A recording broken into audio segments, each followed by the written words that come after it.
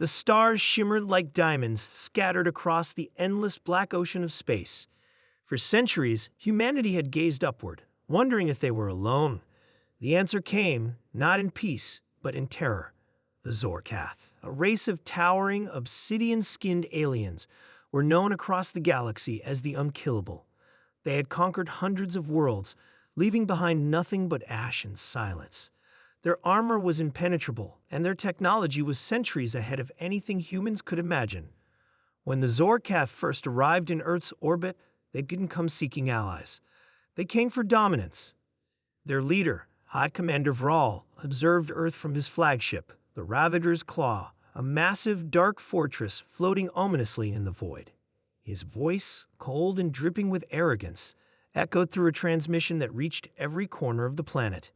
The message was simple and terrifying. "We are the Zorkath. Resistance is useless. Surrender now, and you may serve us. Fight and be erased."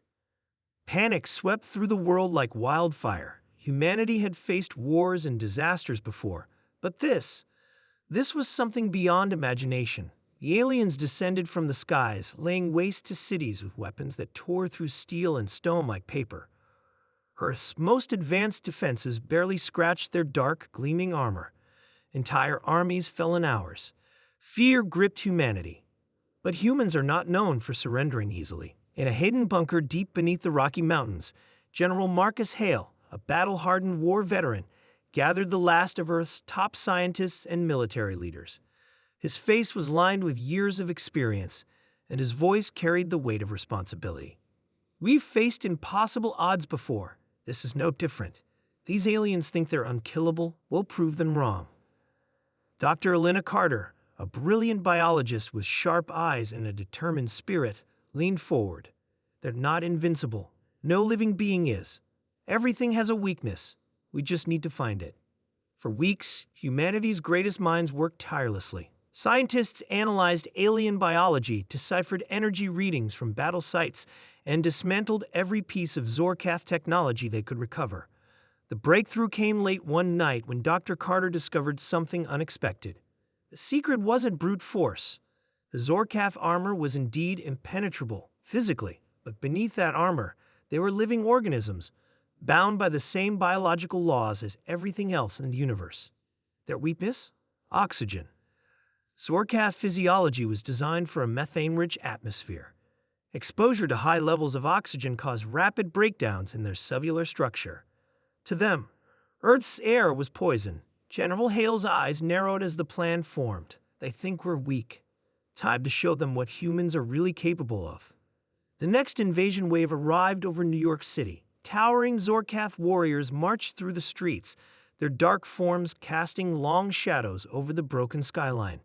Vral himself led the charge, his voice booming across the city. "Your resistance is pathetic. This world will fall." But this time, humanity was ready. From the shattered ruins of skyscrapers, massive canisters, hidden among the debris, burst open, releasing thick clouds of oxygen-enriched gas. The Zorkath stumbled, confused at first, their confident march faltering. Their obsidian skin began to crack and flake, their bodies writhing as the very air around them became their enemy. "What is this?" Vral roared, clutching at his throat as his vision blurred. Human soldiers emerged from cover, armed not with guns, but with oxygen-based weapons designed to exploit the aliens' weakness. Trained for this moment, they attacked with ruthless precision, driving the invaders back step by step. Over a hidden frequency, General Hale's voice cut through the chaos. "You thought we were weak. You thought we would surrender. You were wrong." Across the planet, the tide turned. In Tokyo, London, Moscow, and Rio, resistance forces used the same strategy. Cities that had once been easy victories for the Zorkath became battlegrounds of human ingenuity and ferocity. The aliens had no defense against the very air they breathed. In the dense jungles of the Amazon, guerrilla fighters set traps that flooded alien patrols with concentrated oxygen bursts. In the deserts of Africa, human forces lured Zorkath into ambushes, using wind-powered machines to spread lethal clouds through the air. The invincible invaders began to fall, gasping and clawing at the ground. Vral watched, enraged, as his forces crumbled before the creatures they had once deemed insignificant. Retreat, he finally ordered. Pull back to the flagship. But humanity wasn't done yet. The final confrontation took place outside London, where the last of the Zorkath forces made their stand. Vral, desperate to salvage his pride, faced off against General Hale in a war-torn field surrounded by the remnants of battle. The alien commander loomed over Hale, towering nearly 3 meters tall, his obsidian skin cracked and fading. "You think this victory matters?" Vral sneered. "We are eternal. We will return."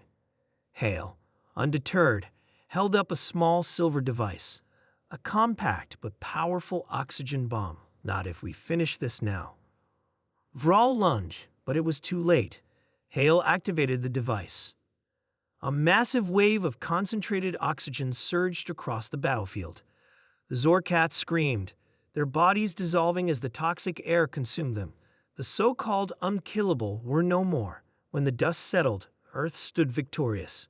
Humanity had faced an enemy that believed itself unstoppable and proved that no one should underestimate the will of humans to survive.